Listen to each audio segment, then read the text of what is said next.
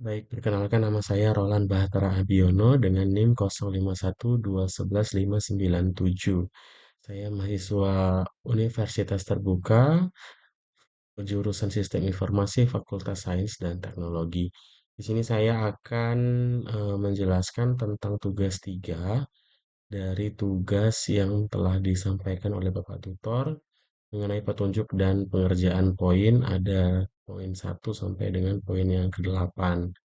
Dari 8 poin pengerjaan dan penilaian ini, saya akan mencoba untuk melakukan running dari struktur folder yang sudah ada. Demikian tampilannya. Ya, kita akan masuk ke stok bahan ajar. Kodenya ECMA 4210. Ini bisa dilakukan pakai tab, judulnya pengantar ilmu komputer, kategorinya MK wajib,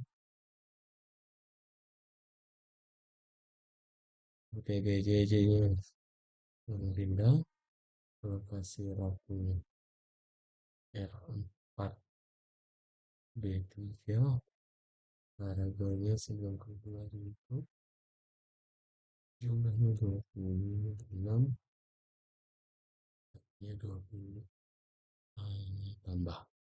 Ya, pada saat saya melakukan posisi tambah, maka eh, mata buku yang saya inputkan itu juga akan berada pada baris yang ke bawah. Di sini ada fungsi menu edit dan fungsi menu hapus. Untuk fungsi menu edit, ketika kita klik edit, maka kita bisa melakukan contohnya perubahan judul, pengantar ilmu, baru kita simpan.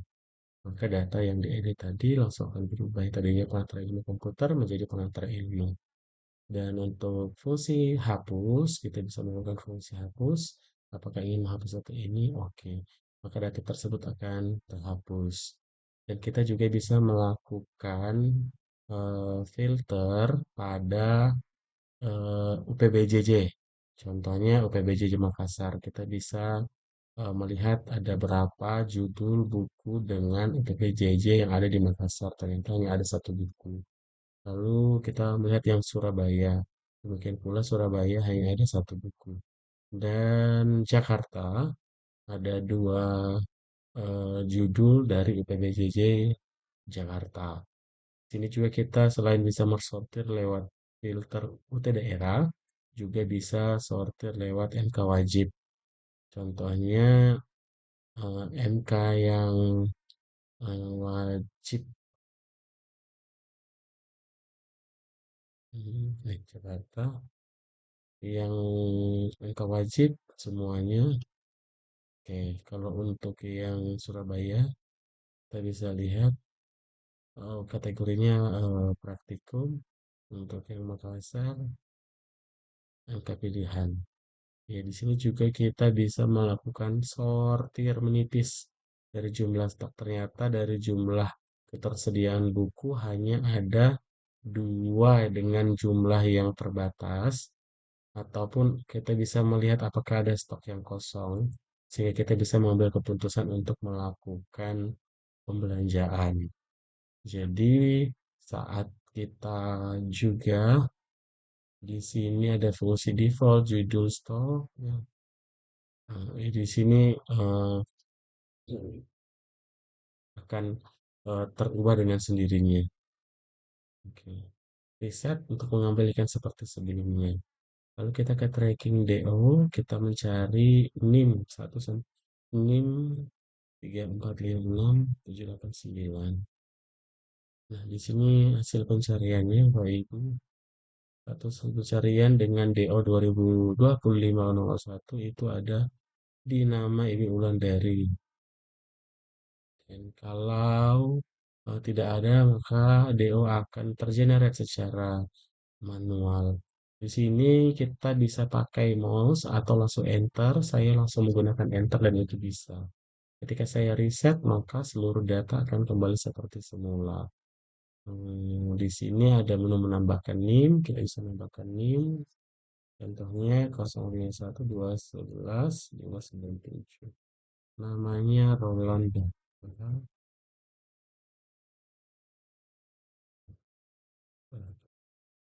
Ya, edisi reguler, edisi paket IPS.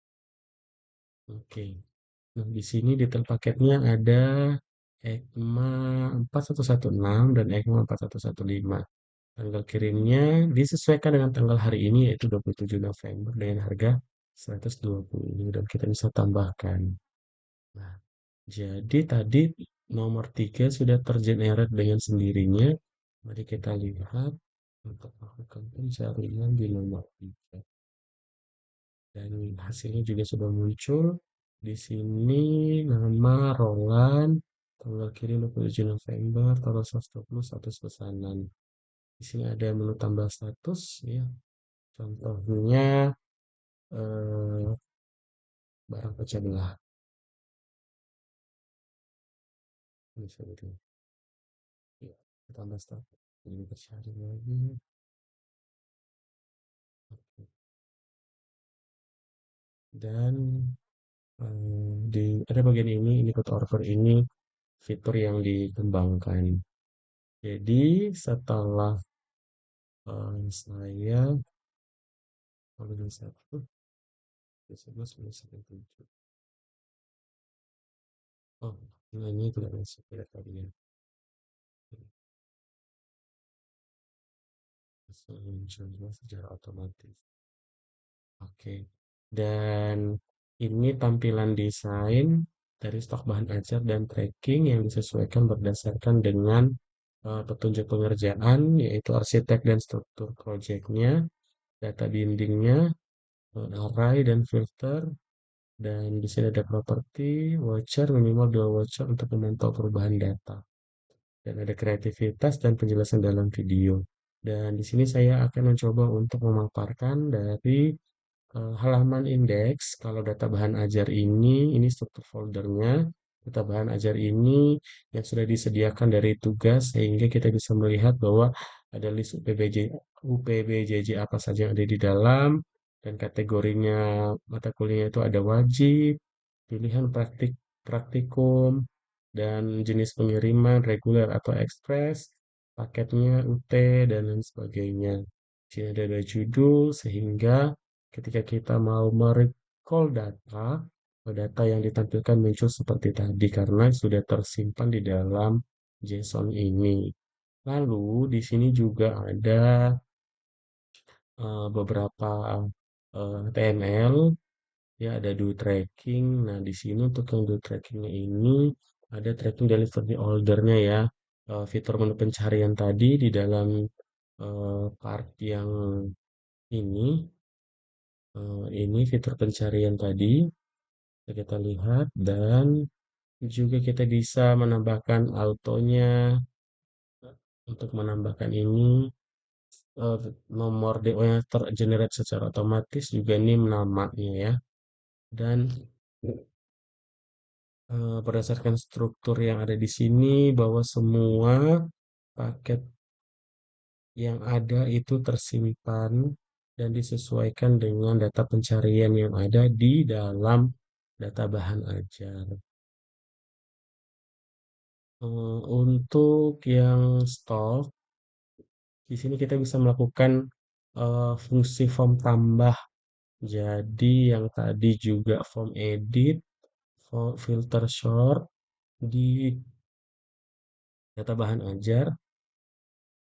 Bahan ajar di sini ada filternya, ada filter berdasarkan stoknya yang kosong ataupun UPBJJ-nya aja